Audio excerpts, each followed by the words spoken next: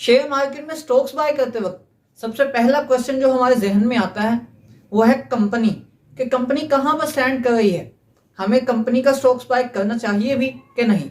तो किसी भी कंपनी को जज करने से पहले हमें कंपनी के एनालिसिस करने चाहिए।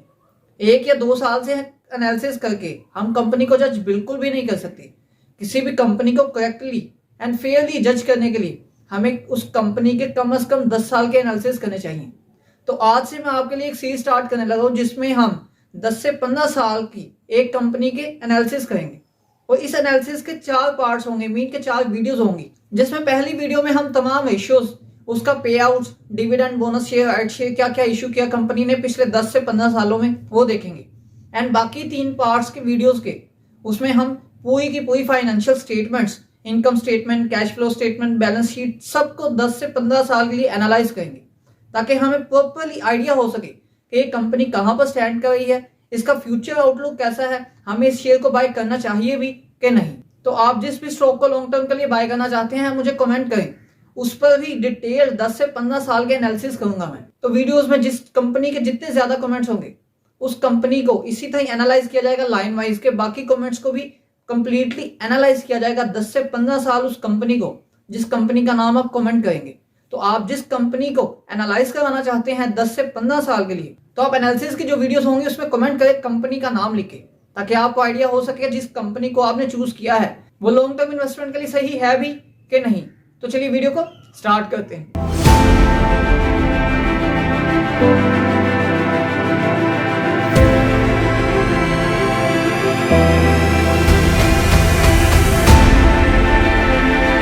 अब बेसिकली कंपनीज को एनालिसिस की सीरीज स्टार्ट करने से पहले मैं आपको बताता चलूं कि ये 4 वीडियोस मीन 4 पार्ट्स को क्यों डिस्कस किया मैंने। जिस तरह आप जानते हैं कि एक कंपनी की एक एनुअल रिपोर्ट मीन कि 1 साल के एनालिसिस को काफ़ी देर लग जाती है। तो इसी तरह जब मैं आपके लिए 10 से 15 साल के एनालिसिस अकोमुलेट करूंगा उसको मैं बयान करते वक्त इतनी लंबी वीडियो हो जाएगी कि वो तकरीबन 40 to 50 मिनट्स सिक्योर करेगी।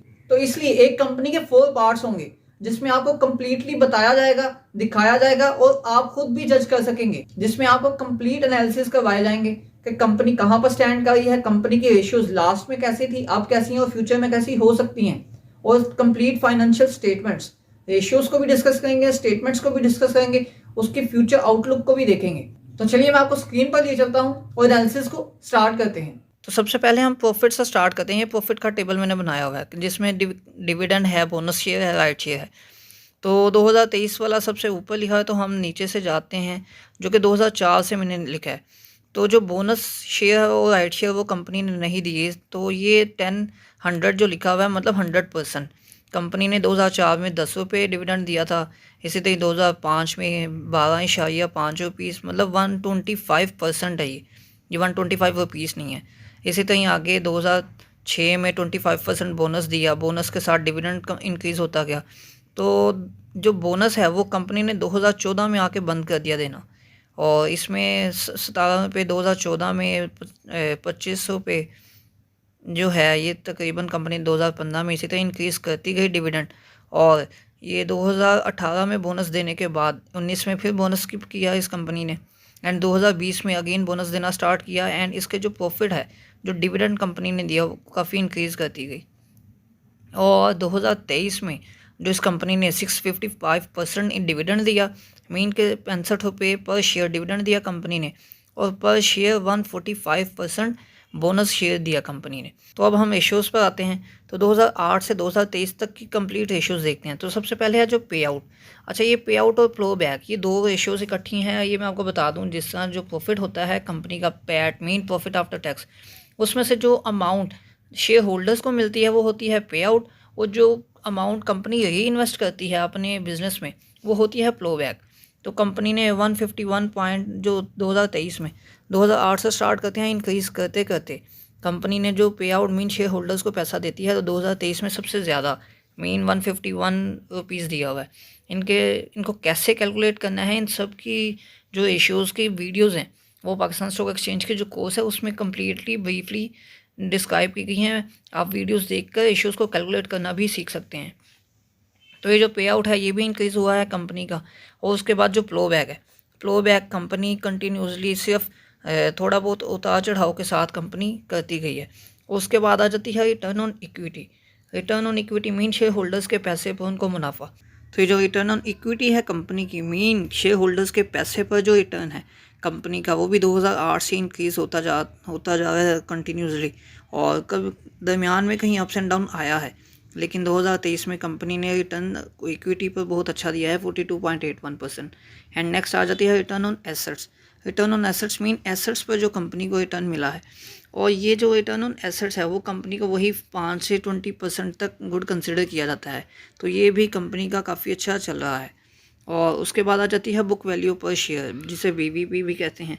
तो ये जो बुक वैल्यू पर शेयर है वो करंट जो स्टॉक प्राइस है उसके अकॉर्डिंग कंसिडर की जाती है। मेन जो स्टॉक प्राइस चल रही है वो उसकी ही वैल्यू, बुक वैल्यू पर शेयर होनी चाहिए।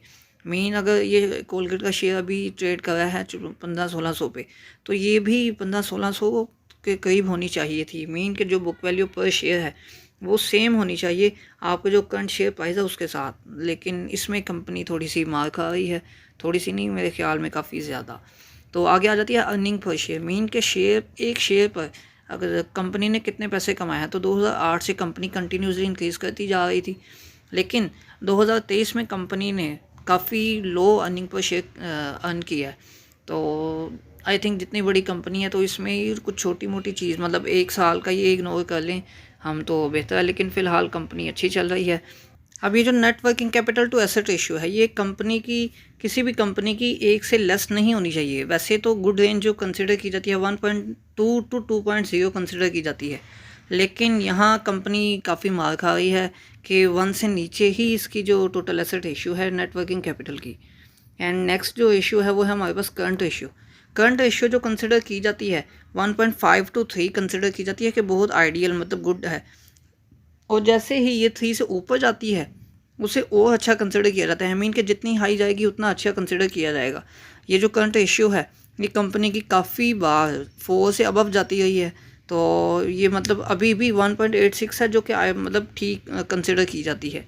लेकिन यहाँ पे आप एक चीज़ नोट करें हैं कि 2018 के बाद, मतलब कोरोना आने के बाद से कंपनी थोड़ा सा नीचे ही जा रही है, ऊपर नहीं जा रही, लेकिन पे आउट जो कंपनी ने दिया था, मीन के कंपनी ने ये जो 151.59 का जो पे आउट दिया 2023 में, ये बहुत ज़्यादा था कि अगर हम इसकी रेशियो कैलकुलेट करें तो ये तकरीबन 300% बनता है ये। उसके बाद आ जाता है एसिड टेस्ट।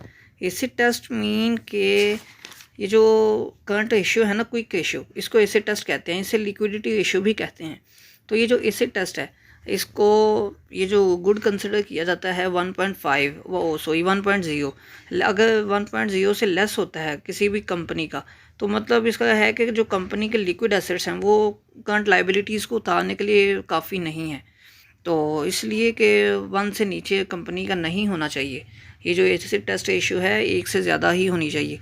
तो इस कंपनी की भी एसिड रेशियो काफ़ी अच्छी है, ठीक है 1 से ऊपर है, लेकिन कई बार 2-3 को भी टच होते होते और हुई भी है। ये तकरीबन 2017 में 3 को भी टच हुई है जो एसिड टेस्ट रेशियो है, जिसे हम क्विक रेशियो भी कहते हैं। आगे आ जाती है टाइम्स इंटरेस्ट अर्न रेशियो। अभी जो टाइम्स इंटरेस्ट अर्न रेशियो, इसमें ना परसेंटेज आती है, ये जस्ट आई थिंक मैं कैलकुलेशंस पर ही बस कर दी थी मैंने।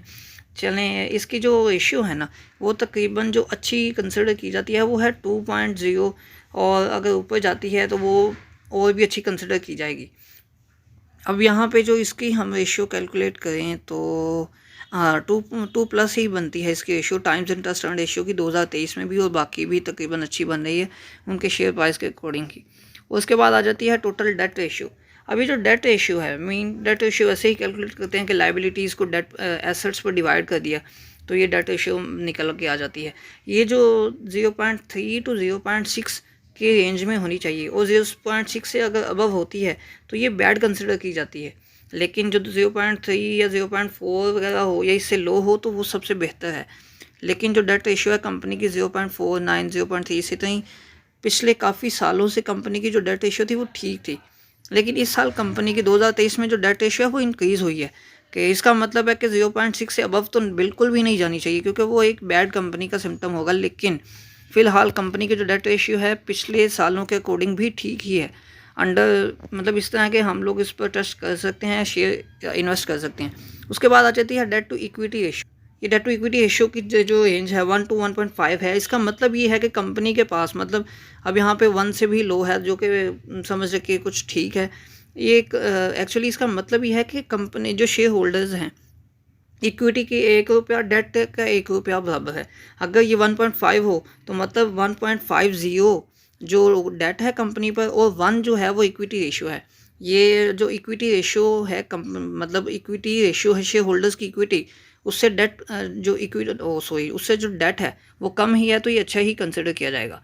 अब आगे जो रिटर्न ऑन कैपिटल एम्प्लॉयड आ जाती है, इसको ओकी भी कहते हैं, मीन ROCE की।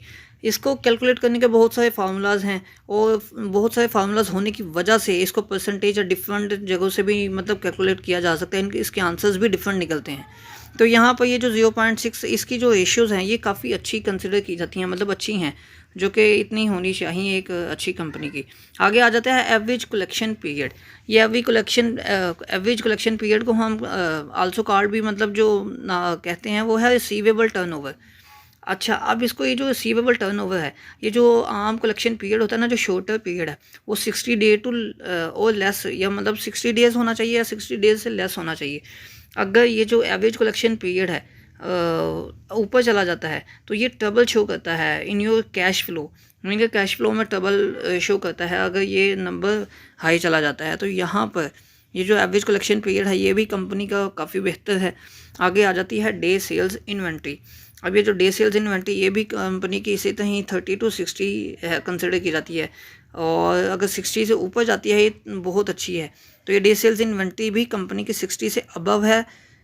तकरीबन सब 16 ईयर्स की हम एनालिसिस कर रहे हैं तो 16 ईयर्स में 60 से अबव ही है। तो डे सेल्स इन्वेंट्री भी कंपनी की बहुत हाई है। अब आगे आ जाता है टोटल एसेट्स टर्नओवर। अब ये जो टोटल एसेट्स टर्नओवर की रेशियो है ये 2.5 या इससे ज़्यादा जो है वो कंसिडर की जाती है, अच्छी कंसिडर की जाती है।